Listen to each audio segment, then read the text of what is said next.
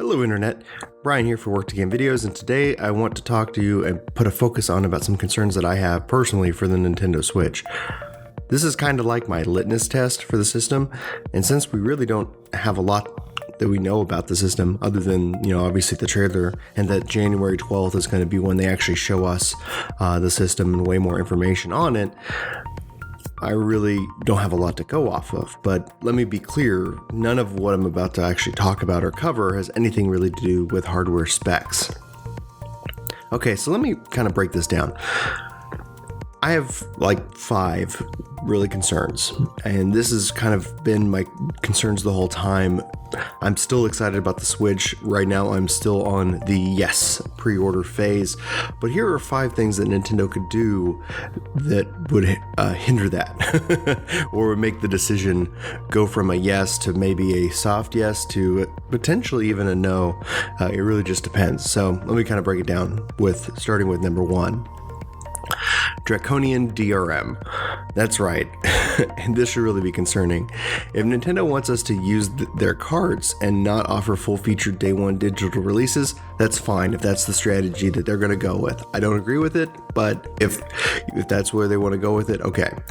But if they offer fully featured day one digital releases and they don't tie them to my account, but instead to the machine that I'm using, this is really a no-go, at least for downloading games. And the reason is, it's a portable console.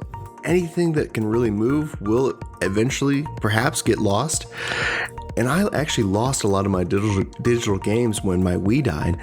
And I'm, and trying to get them back only to find that there was a large cost involved and it was a real big, huge disappointment and really actually soured my opinion of Nintendo a few years back.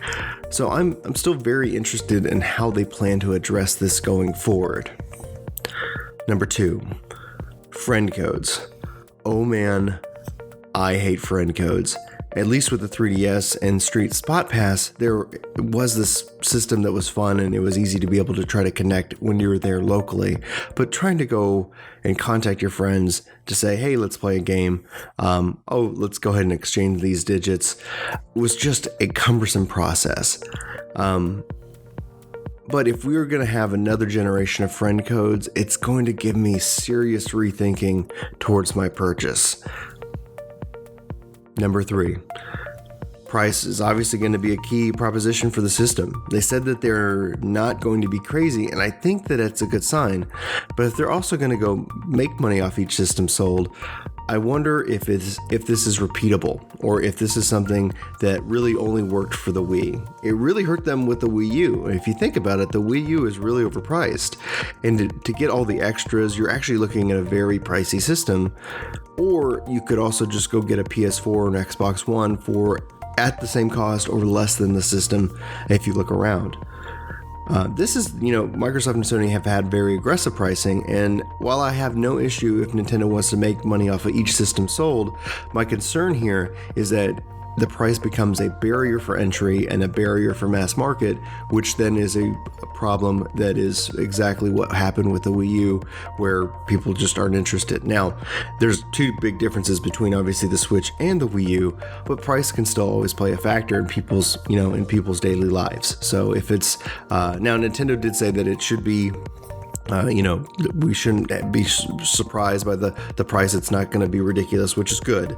But still, until we get what we know what that is, it is a concern of mine. And, if the price is too high, it might be something that I decide to wait off of and see how the system does. All right. Number 4. The user experience. It absolutely needs to be solid. When I played, at Friends of Wii U, the system took forever to install updates. It took forever to boot up. I didn't mind the interface, and I hope that we get something solid and easy to use. I just hope Nintendo has seen what people are doing.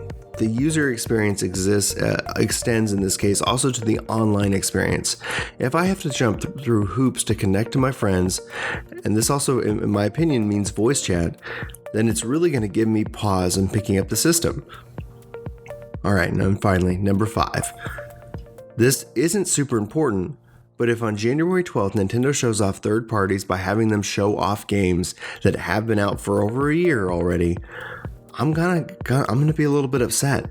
I have no issues with those games coming to the system, but I hope that as a show of faith, it'd be great if they showed off games that haven't released for PlayStation 4 or Xbox One and let us know that they are also coming to the Switch at the same time. All right, bonus round time. Okay, so those are my top 5 concerns for the Switch, but now I'm going to put the question to you. Do you have any concerns? And if so, what are they? Do you share anything that's on my list? Or are you more interested in more hardware specs and battery life? And that's absolutely cool if you are. Just let me know in the comments below. I'd like to, see what you're saying and what you're thinking. And with that, obviously, my name is Brian, and this is Work to Game. I hope you really have a fantastic week, and thanks for watching this video. Be sure to, like if you like to have more videos like this, and then obviously subscribe to the channel if you haven't already. We'd love to have you. So, thanks. Have a great day.